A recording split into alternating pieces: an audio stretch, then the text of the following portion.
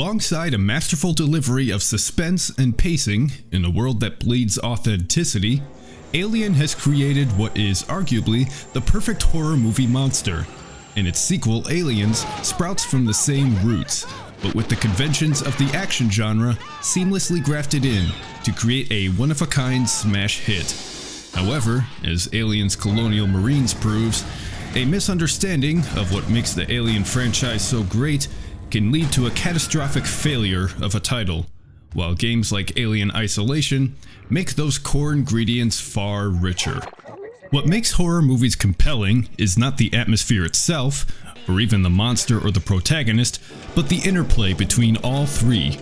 A relatable, vulnerable protagonist aligned against a shocking and terrifying, yet vaguely familiar monster, in a world that seems real and believable, or at least analogous to our own.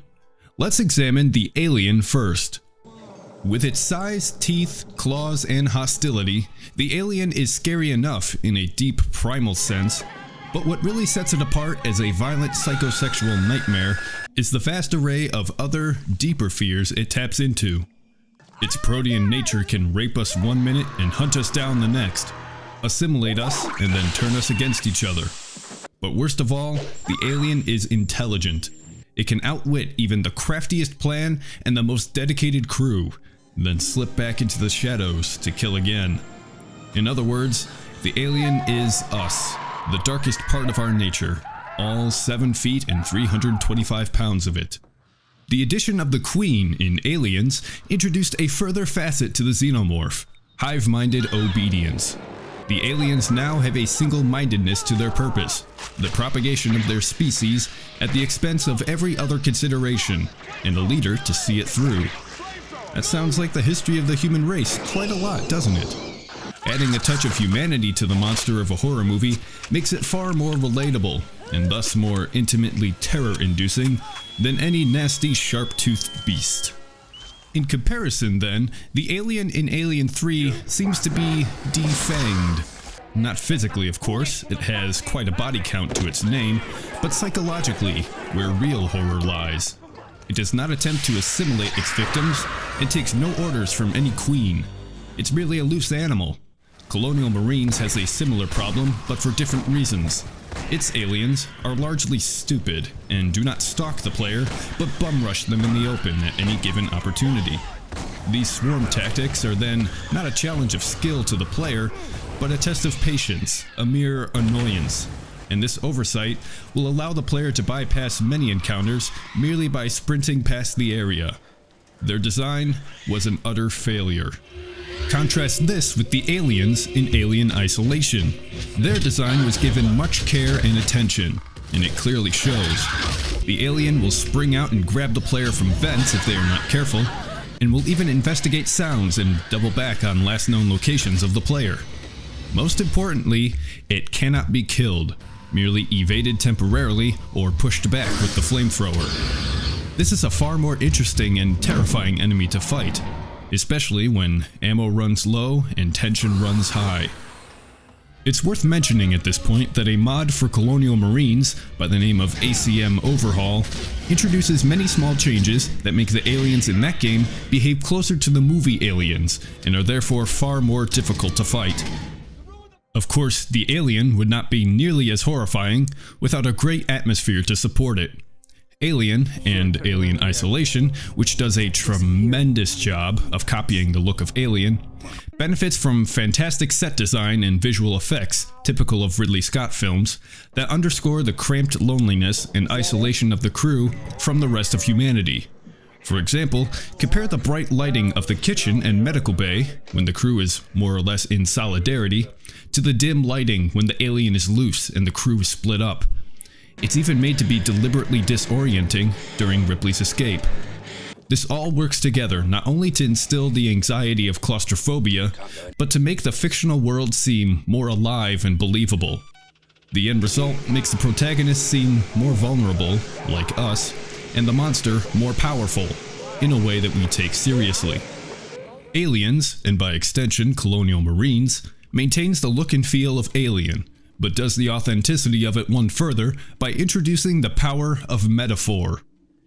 If the idea of an overconfident military force, with gunships, high-tech firepower, and extensive training, invading a foreign land to eliminate the natives, only to be overrun by a primitive, well-entrenched indigenous population, thanks to guerrilla tactics, inept leadership, and corporate interests, sounds familiar to you, it's because it is. Cameron's inclusion of a rather loose allegory for the Vietnam War serves to connect the alien planet LV-426 with ours, and enrich our understanding of that world. So, it is far easier for us to care when a Marine is snatched and made into a cocoon, or heroically blows themselves up. They feel like real people, not mere bug bait. Compare this with the atmosphere of Alien 3. While it does have many similarities to The Passion of Joan of Arc and religious symbolism throughout, this symbolism does not seem to directly serve the story the way the Vietnam metaphor does in Aliens. It's not as rich or immediate. The relative simplicity and openness of the set design does no favors in helping the film achieve any sense of desolation or claustrophobia. Although the dirty, grimy, gritty David Fincher look sets Alien 3 apart from its peers, it is not enough to pack the same punch the aesthetics of its predecessors do. The prisoners thus feel like helpless victims at best, and blundering idiots at worst, and the alien seems like an animal loose from its cage, rather than a slithering predator who could be hiding anywhere. The protagonists are the final component of a horror film, and Alien handles them rather excellently, though subtly.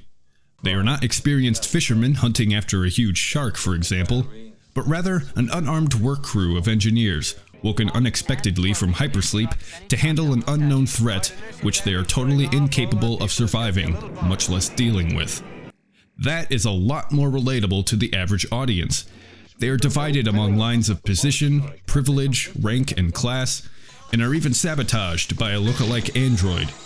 The crew attempt to unite against a common threat, but it is too little, too late, and Ripley emerges as the lone survivor, thanks to her ingenuity, resourcefulness, and perhaps luck.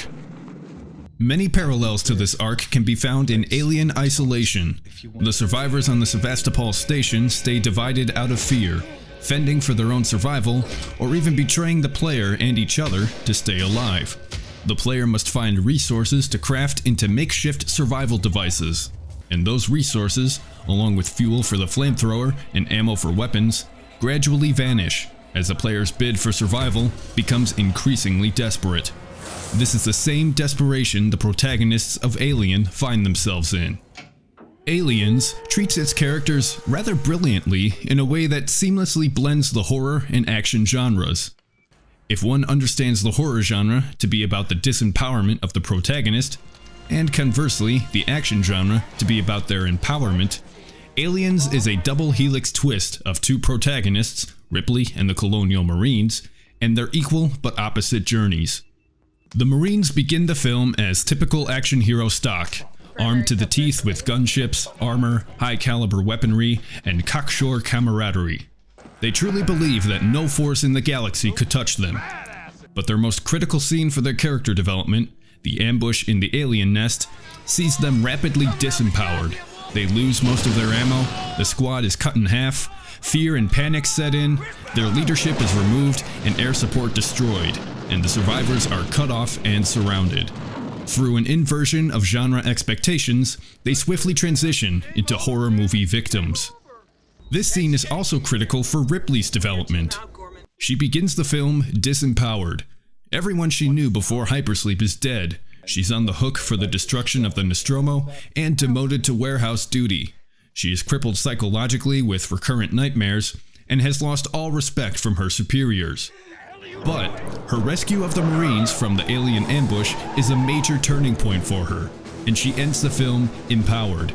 She has earned the respect of the surviving Marines, supplanted their leadership, seized the Marines' weaponry and jerry-rigged it into something of her own, destroyed the xenomorph nest, retooled the power loader to defeat the Queen, became a protective mother figure to Newt, and even befriended an android. She metamorphoses into an action movie hero from a horror movie victim. In conclusion, Alien did so many things right in crafting the perfect horror monster, pairing it against a vulnerable, relatable band of protagonists within an authentic, confined atmosphere. These elements were successfully emulated in Alien Isolation and expanded upon with Aliens, which added extra dimensions to all three areas while blending the horror and action genres.